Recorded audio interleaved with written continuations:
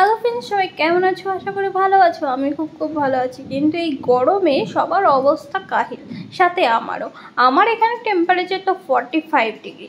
তাই ভাবলাম এই গরমের হাত থেকে বাঁচার জন্য কি করা যায়। তো মাথায় আসলো একটা আইডিয়া, চলো দেখা যাক কি করলাম। ফাইনালি গরমের হাত থেকে বাঁচার জন্য আমি চলে এসেছি স্নো কিংডমে।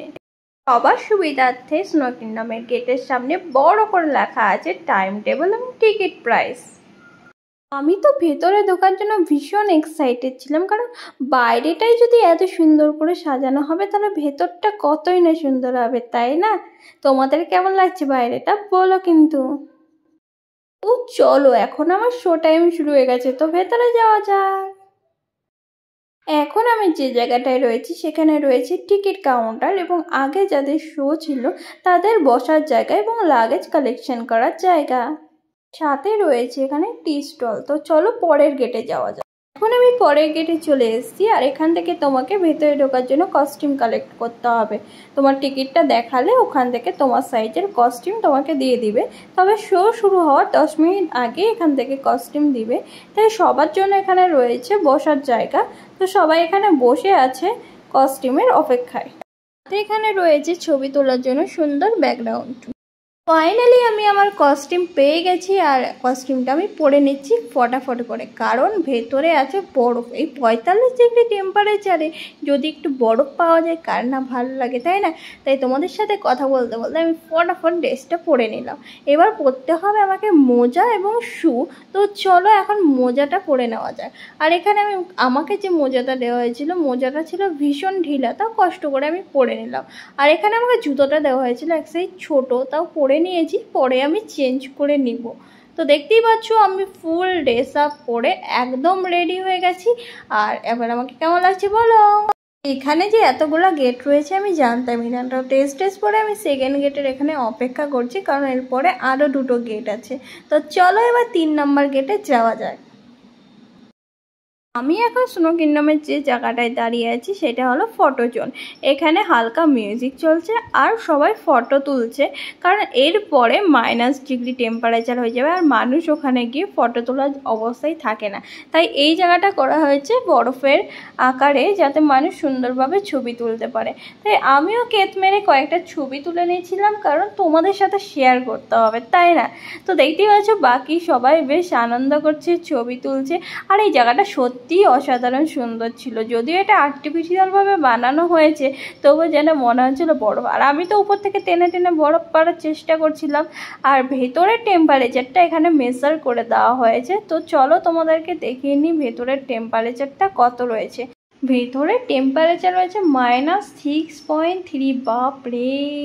ফাইনালি মেন গেট খুলে দিয়েছে অনেক অপেক্ষার পর।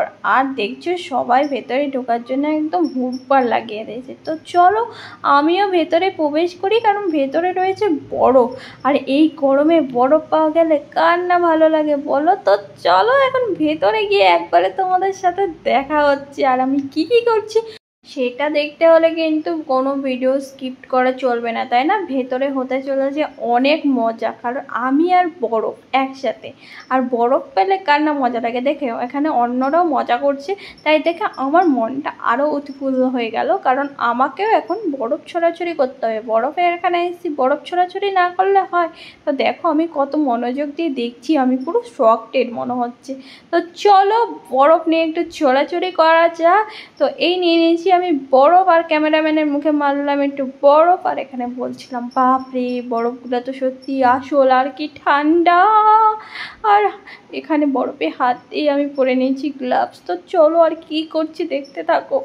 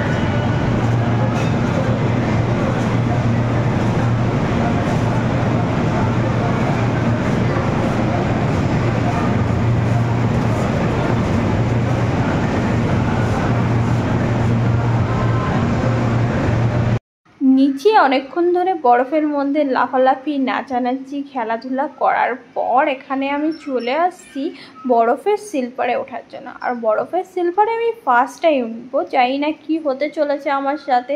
তো চলো লাইনে দেখা যাক, কারণ এখানে রয়েছে বিশাল বড় লাইন। তো চলো আমি বরফের স্লিপারে উঠি আর তোমরা দেখতে থাকো যে আমার অবস্থাটা কি হয়।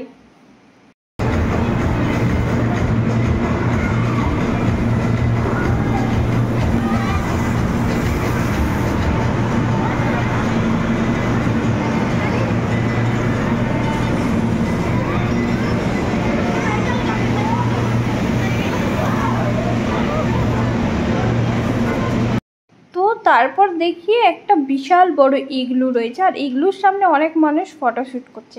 কিন্তু আমি ফটোশ্যুট করব না, আমি ঢুকবো ইগলুর ভেতরে।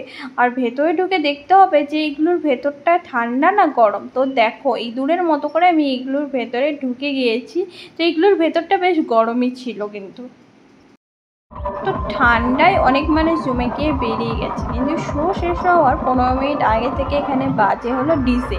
আর দেখো আমার কি অদ্ভুত নাচ বাবা, আমি তো নিজের নাচ দেখে নিজেই পরে হাসছিলাম যে এটা আবার কি নাচ, পেঙ্গুইনে ধরলো নাকি আমাকে।